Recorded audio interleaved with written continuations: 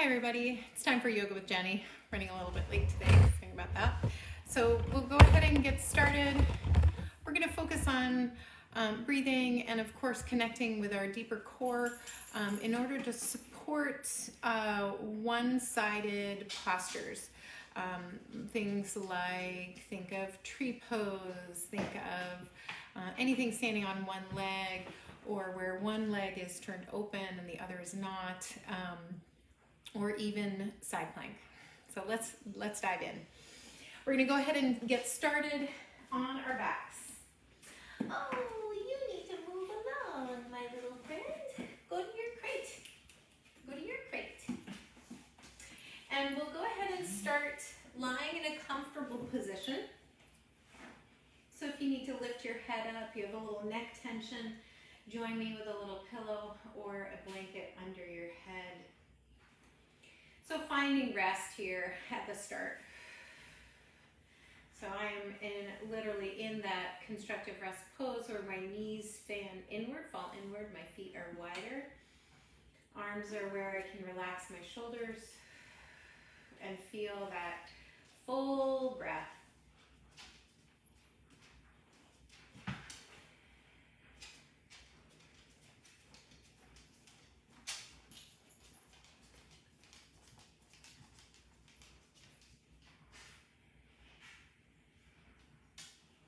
As always, as you start to breathe and become aware of core and thinking with an eye towards challenging that core strength with one-sided asymmetrical postures, thinking of lifting, contraction in the core. So often, many of us have tension in our mid to upper back, and we tend to kind of keep holding on, and our ribs, even when we're exhaling, stay stuck. And we can't really then access part of our core right around the rib cage. So take another deep breath. Feel if there's expansion, movement, and if there isn't, you may need to peel away a layer and start with manual release. And then as you exhale, lifting up that Mula Bandha, and then going all the way to engaging those ribs and fully drawing in with the core. Inhale and release and relax and let those areas soften and move. Even down into your back, and exhale to engage.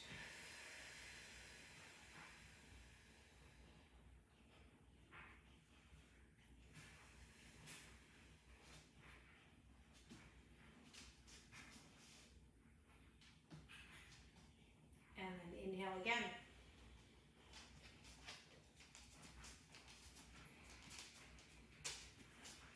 So another muscle group that loves to get really involved when we're standing, and again, that tension pattern in our back where the ribs are kind of kicking forward and flaring open.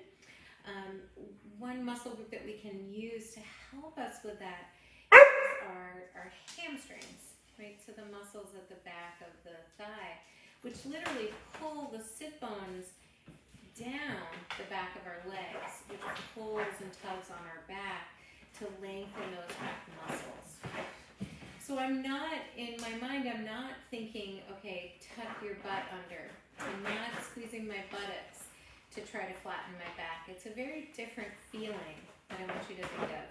I'm feeling almost like I'm trying to draw my heels towards my body, heels towards my sit bones, and feel those sit bones draw towards the heels on my exhale. So I feel my core sitting inward and my back coming gently to the floor. Without a lot of gripping here. You can take several deep breaths while you feel that contraction, and then let it go. Basically, we're trying to even the front and back of the body. Give yourself a hug, give yourself a chance to release, Maybe happy baby pose here on our backs, like a squat with zero gravity, I always like to say.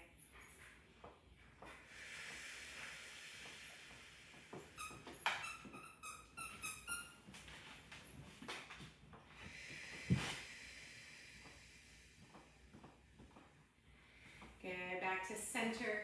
If you have a yoga block lying around, you could use a yoga block. Also, you could sub in something softer and smaller, like a towel or blanket. Lift your hips up, find Setu Bandhasana.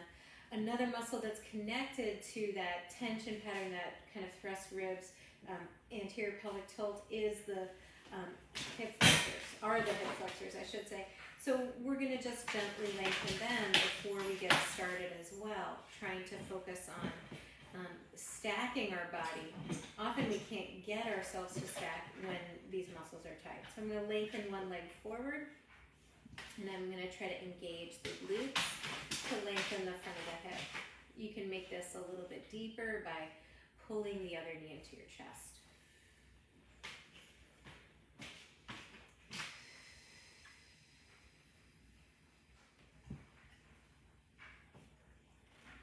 Good, and then reversing.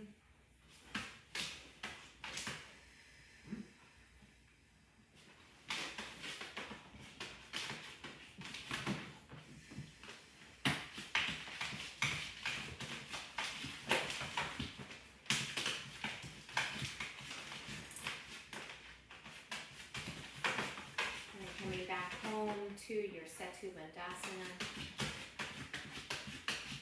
A lifted bridge is supportive. So I do feel again that my buttocks, my large muscles, my glutes are relaxed on the block.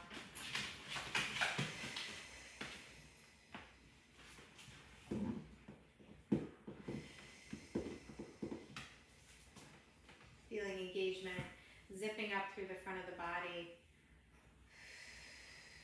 And then notice how level and square and steady your body is here. And we're just going to do a single leg lift without the body buckling, without losing strength and stability through the core.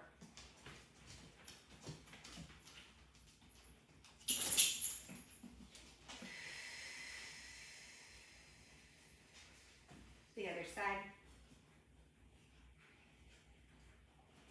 Notice if it's harder to shift your weight to one side, if you feel like your pelvis is really leaning or twisted to one side to begin with.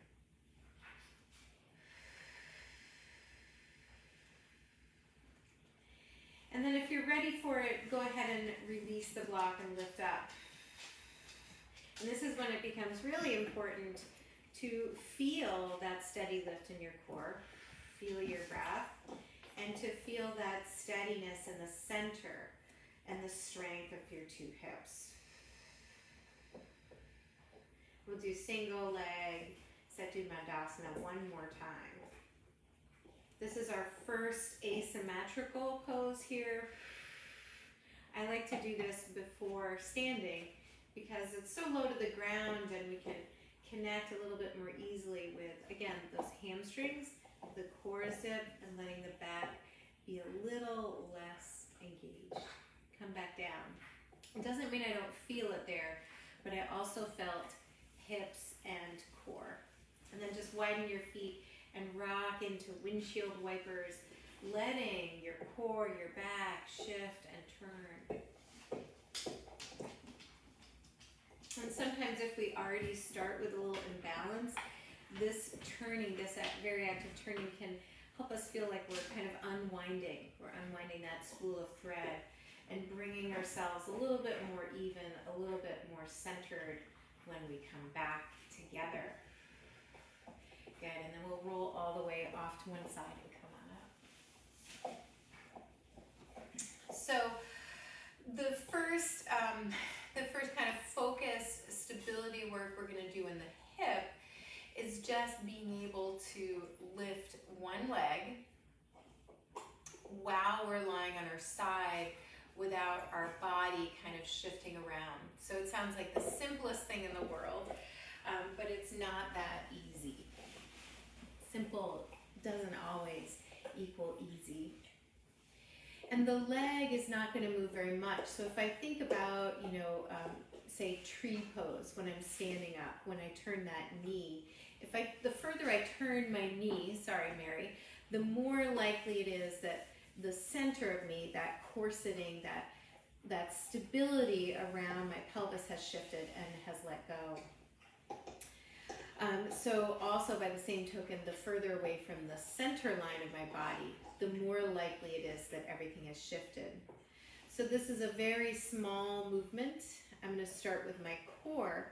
So again, if you start out with a big bow in your back, the ribs are pushing forward, the abdominals are lengthened. You want to think about that exhale where you bring things together. You'll notice there's a little gap between my waistline and the floor. And I'm just going to elevate my top leg. Think of reaching it long and straight. It's a little hard to see my leg because Mary, my black dog, is right under my leg. And yes, I feel the glute muscles kicking in here, lengthening the knee. I feel my quads. I'm actively reaching through my heels, so I feel my hamstrings as well, engaging with my leg slightly back. Not behind my body, but not in front of my body. And then slowly set that down. And then roll over onto your second side.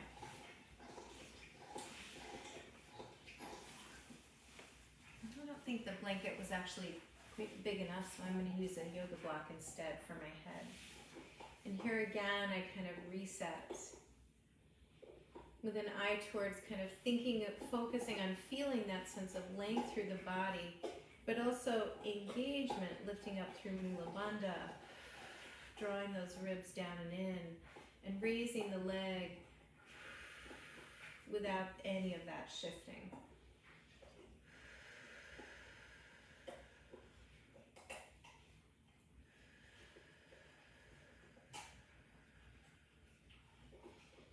If you're interested in challenging yourself further, you could lift that bottom leg. It starts to feel like, ooh, it's really hard to not move around, not turning, not shifting in your core, in your center.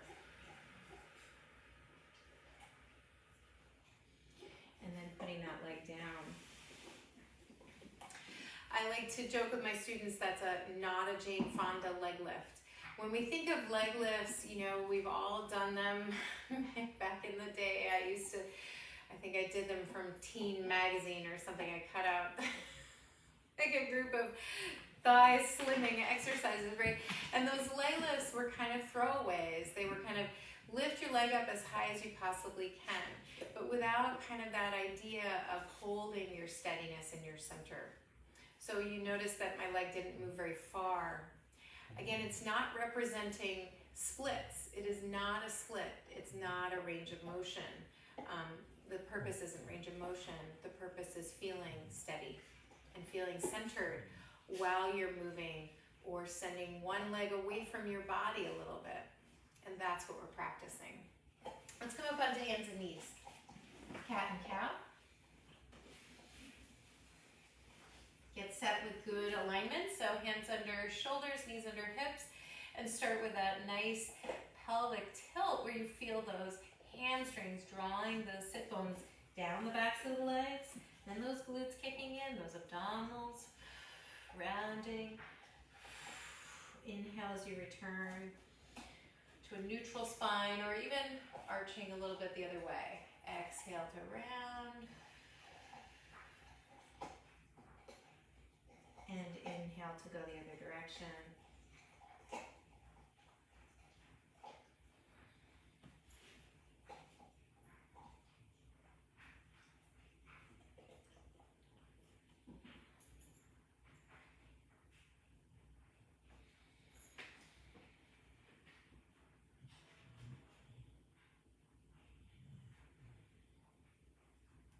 Good, so feeling a little bit more warm. We're going to stop in that happy medium, that place where, again, you feel kind of drawn together, like your body became one piece, lengthening as if you're being pulled elongated between the crown of your head and your tailbone. And in the center, what's happening is the body is just lifting and drawing inward, right? To itself, it doesn't mean that your core isn't engaging when you're not in that round back. It's just drawing in. And whereas a moment ago we lifted a leg, this time we're going to practice lifting one arm. So taking one hand off the mat, it sounds very easy, but it's very, very challenging. I want you to think about, focus on that deep core wrap and try to take one hand away without your body kind of sinking or sagging or leaning back.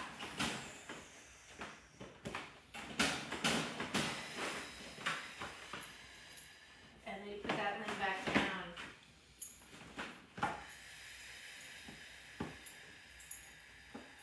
Long, deep breaths. Inhale into your back and side body, not just your belly. Exhale, lifting up, pushing the mat away with the palms, so engaging through the shoulders.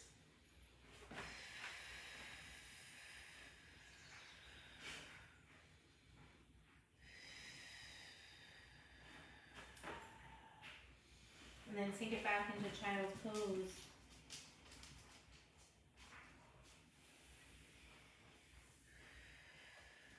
Good. We're going to come up to, come down, I should say, to our tummies. And just bend your knees and windshield wiper. So kind of, again, that act of untwisting, unwinding in the pelvis, the lower back, even through the hip and thigh muscles. Sometimes can set us up for more success when we're on our tummies. More success with bringing our pelvis really fully to the mat, so without having to tuck under to feel like I get my pubic bone to come to the floor.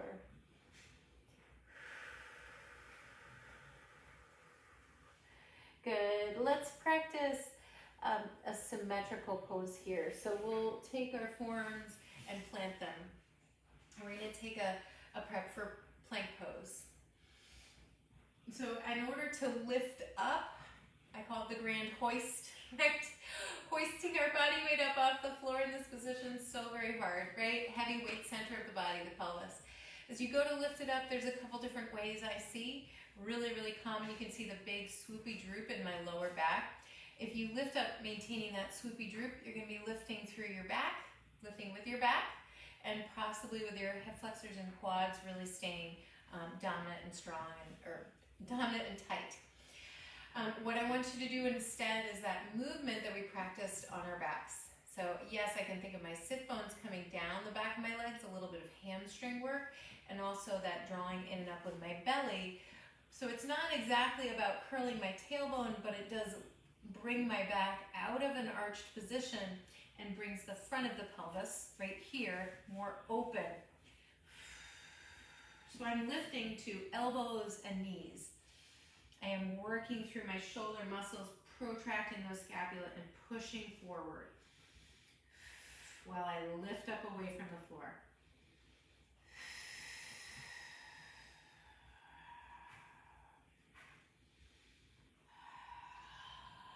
And then set it back down. Release, relax, bend your knees, and wiggle, waggle side to side. If that felt good, you can do it again. Couple, 3 deep breaths. If you want to go a step further, of course, you're going to try to lift up to straight knees, right? Full forearm plank, dolphin plank. But again, the same approach. I want you to approach it from lifting your belly and your pelvis and your ribs up into your body first, rather than trying to lift your butt up into the air first. So sometimes it's just a matter of how we kind of, the order in which we lift up. So I'm thinking my pubic bone is kind of lifting up the front of my body. My sit bones go down the back of my body. Ribs coming up, knitting into my body as I lift, straightening the knees. Deep breaths. Try to feel the breath moving between the scapula, so widen back. Breath in the ribs. Lift those ribs up into your body. Elongate the head to the tail. Knees down first, belly down second. All the way down. Rest. Unwind.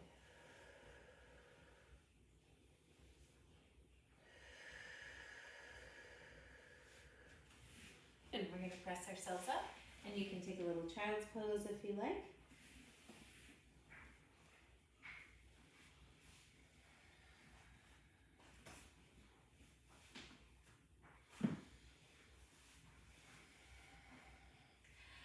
So let's take that pose to the side. And what this really does is it makes our body feel, it's going to lean. It's more onus on one side, especially the shoulder. Of course, lots of shoulder stability and strength required to hold you on one arm versus two. But what I really want you to focus on is what's happening in the center of your body, right? So again and again, I always return back to that side plank where, people are like, yeah, I just really feel like my lower back, right, after I do planks, right? And the problem is often that we're attempting this idea of opening towards the ceiling, kind of back bending within a side plank. And what I would ask you to do is, you might layer that in later, but try to stick with that true alignment in a plank when you're first starting out. And maybe every session you do, try a couple of those where you're, especially if you're working to build strength back into your core, right? Kind of trying to come into that back end and opening, you're not going to be able to recruit your core, right? And then your back will take over, right? So if I'm in a side plank, for example, and my shoulders turn, but my hips are turned towards you, there's this direct torquing in my back. That twist will create so much work in my lower back, and my back will not be happy. So what I want you to do is focus on the opposite. I want you to turn your shoulders a little bit down towards the floor and focus on pulling your core in and up. So especially that last part of the exhale where the ribs really pull together and into your body. So you're going to be able to feel it a little bit more on the bottom side as long as you lift up your ribs and your pelvis. Here we go. So I'm going to do the same kind of plank that we did to the front. I'm going to do elbow and knee. I'm going to take a breath.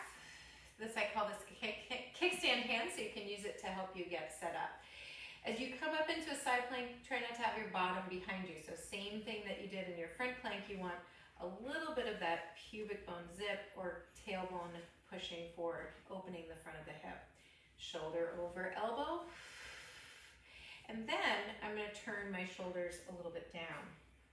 That might mean you have your hand down, you might go to your ribs. Take a deep breath and try to feel the breath in your back of your body. As you exhale, lift and tone under your hand. So lift up into your body. With your ribs, with your belly. Now if you want to return to more of an open position for breath, and then slowly set it down. And just notice what you feel. I often like to sweep it out into a side stretch.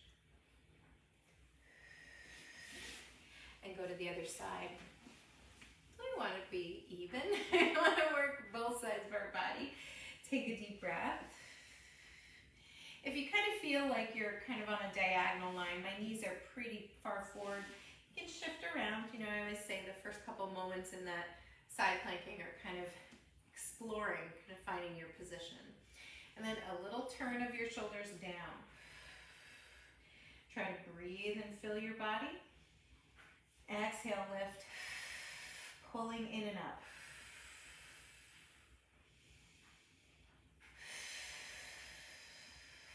And it's not only my rib muscles, it's also the side of my hip lifting up. Turn it open a little. Back to square. And slowly lower it down. Into that nice sweeping side stretch. Up and over.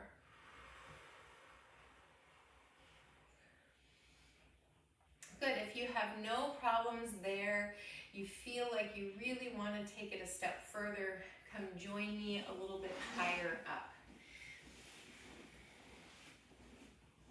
I'm going to start by facing the long edge of my mat. I've got 2 blocks, one on either side of my mat, and I've got padding under my knee because we'll still be on a knee. But the option is to take it and step it a step further into full side plank, which would be on the outer edge and inner edge of your feet. So first of all, here's mountain pose.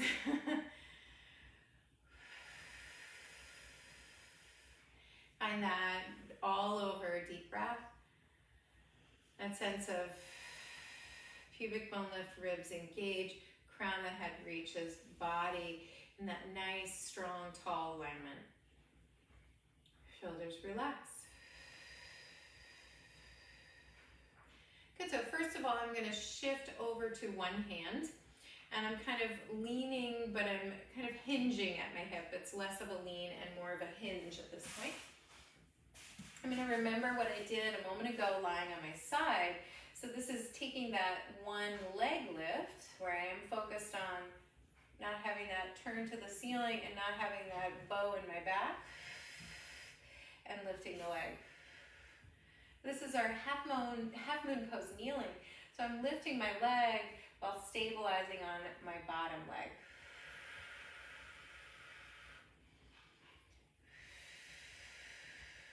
And then you're going to put the foot down.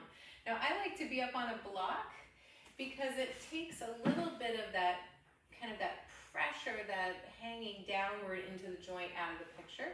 But if you want to return to a full side plank, you're going to put your hand down, turning the top toes forward, stepping the bottom foot behind. For a second, I could turn my shoulders, lift up and feel those ribs, feel my corset, then return open just to the side. Slowly setting it down and reset in the center.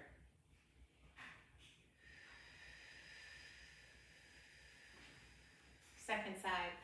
I'm going to tip over, reaching to the side. I still do, even with the block, want my hand directly under my shoulder. So in other words, I don't distort it just because I have that block there. It's right underneath. I'm trying to not turn open and arch my back, but just to engage straight to the side of the wall, side wall of the room. Lifting that leg while holding steady.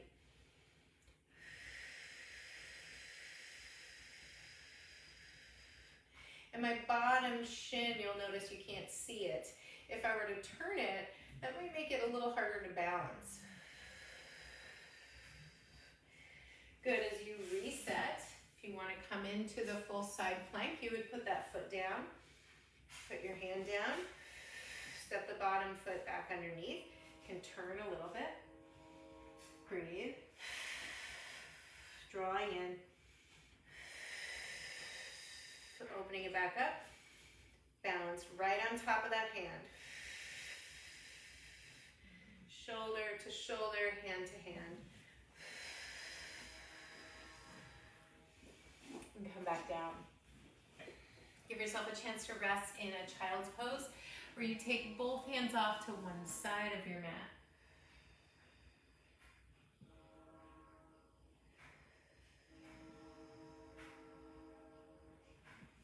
And then the other. And this provides a little bit of lift. You can even put it under your belly. For my back, I'll show you from the side. I struggle a little bit with a kind of flat spot here. So I'm trying to encourage my back to bend and move in ways that it doesn't really want to.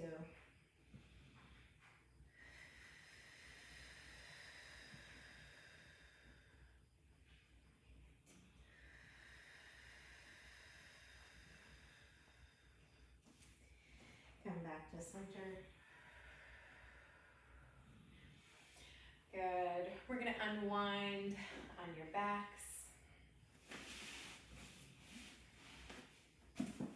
Same basic unwinding that we did in the warm-up. Take your feet nice and wide. Your arms open nice and wide. Rock both knees to one side. Either stay there or add the weight of one ankle over that top thigh. Feeling that length along the hip, the thigh, and maybe even turning your head back to center, gently over to the other side.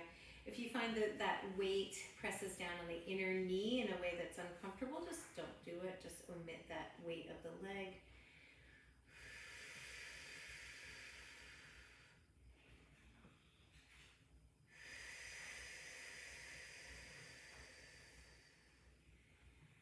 Coming back to center, so we end where we started. You could rest those knees into one another for constructive rest, or lengthen the legs. Come to a wall, put your legs up, whatever feels good in your body.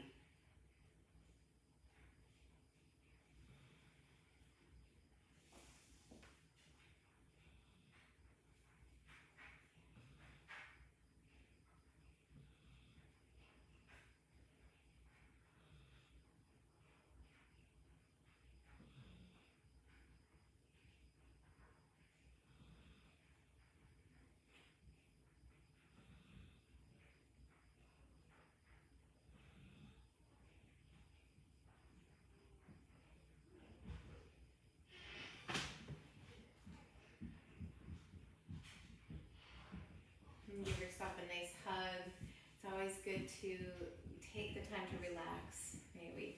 It's like practicing going to bed at night, right? Practicing relaxation. I don't think that we need to practice it, but for one, I know that sometimes you end your day and you're really keyed up. It's hard to go to bed. Right? So practicing that relaxation as much as you can. May we be happy, may we be healthy, may we be at peace and live with more ease. Namaste. I hope to see you on Thursday.